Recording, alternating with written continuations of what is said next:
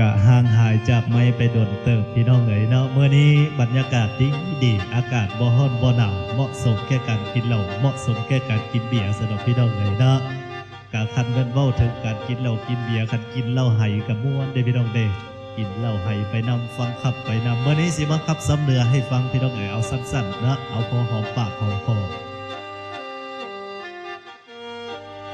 บ้านนี้ข่าวเมื่อบ่อยอักเว้าหน้าพี่น้องเอ้ยเสียงปีพัดลีเลียนซะแล้ว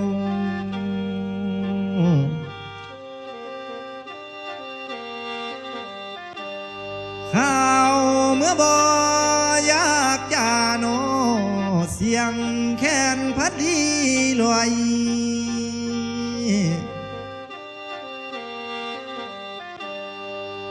ไอ้ว่าคันบ่เว้าจังหน่วยจีบ่ม่วนเฮือนเฮาโนแพงโน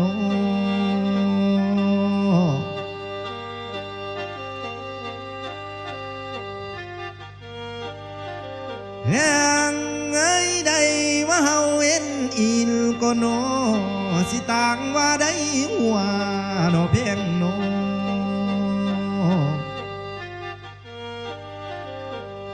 ไม่ว่าคันสองเฮาต้องขวา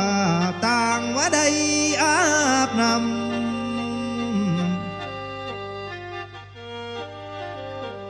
แห่งเอ้ยคันสองเฮาเขาทำต่างว่าได้อยู่วันโนเพียงโนนอนเว้นต่างอยู่ลา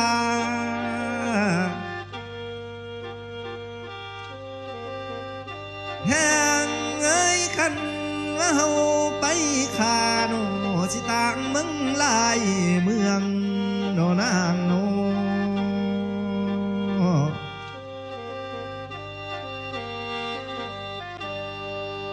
แห่งลมเอ้ยน้องผู้ทำเข้าอายโนลายเอ้ยถามถึงลูกอยู่เสียวาสันโมถามถึงเมียผู้นอนสวม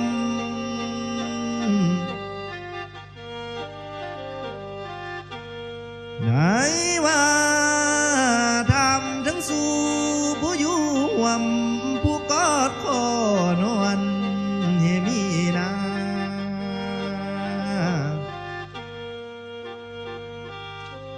เสียแต่ไอ้นี่โนไอ้ผู้เกิดศาสตร์นี้บ่มีแผ่นพ่อมนโนนางโน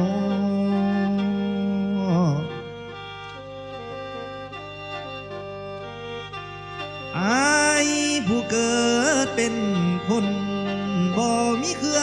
จีสอน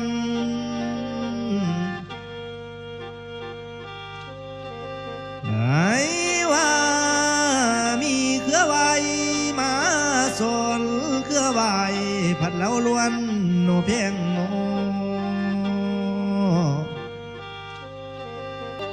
แห่งเอ้ยคันว่าน้องบ่มาเล่นส่วนอายบ่ฮอนมีเครือ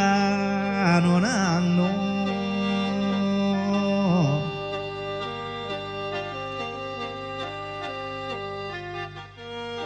ไอ้ว่าคันแม่นไอ้ได้น้องหน้าลายไอ้จีฮักเอาน้องเสมอดังส่วนแดงเนื้อลาย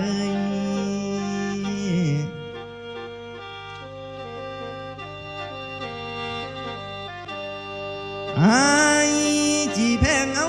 น้องเสมอดังส่วนพักไอ้จีบักไม่ลมบ่หัวเทดอกเดือน้อยฮักเอ้ยตามันไอ้เอ้ย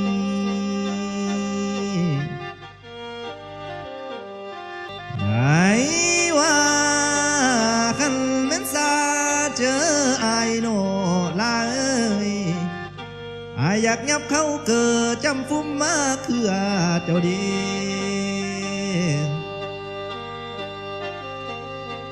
ไ อายอยากยับเขาเกิดจำเครือมักโล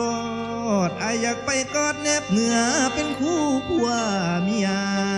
แล้วนี้หน่อยหักเอ้ยอิงบางอายเอ้ยแก้วอิงสิงปาคิงวังซ้ำเฮานาก็ขอบคุณใจนำทุกท่านที่ว่ากดไลค์กดแชร์แล้วก็ติดตามรับชมทั้งโคศกเบาเบียวมาตลอดเด้อนะคันว่าเสียงบ่ม่วนก็ต้องขอโทษขออภัยเด้อพี่น้องเอ้ยเมื่อนี้เสียงแหบๆแห้งๆเด้อพี่น้องเอ้ยฟ้าห้องฝนตกทางโคศกก็เป็นหวัดเป็นไอไปพร้อม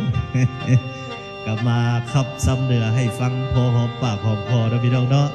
มันห่างหายจากไม่ไปโดนเติบเด้อพี่น้องเด้อติดภารกิจหลายอย่างหลายอันเนาะก็สำหรับคลิปนี้ขอจบไว้ซ้ำนี้ซะก่อนไว้คลิปหน้ามาผู้ใดอยากฟังครับซ้ำเนื้อในทำนองใดอยากฟังเกี่ยวกับเรื่องราวแบบใดก็ขอกันเข้ามาได้เด้อพี่น้องเด้อนะครับซ้ำเนื้อบ้านเฮาฟังยามใดก็ม่วนสนุกพี่น้องเอ้ยเนาะอนุรักษ์รักษาไว้ศิลปะเพลงลาวศิลปะวัฒนธรรมอันดีงามของเราได้ไปต้องเด็กครับแต่เหนือหอดใต้นะ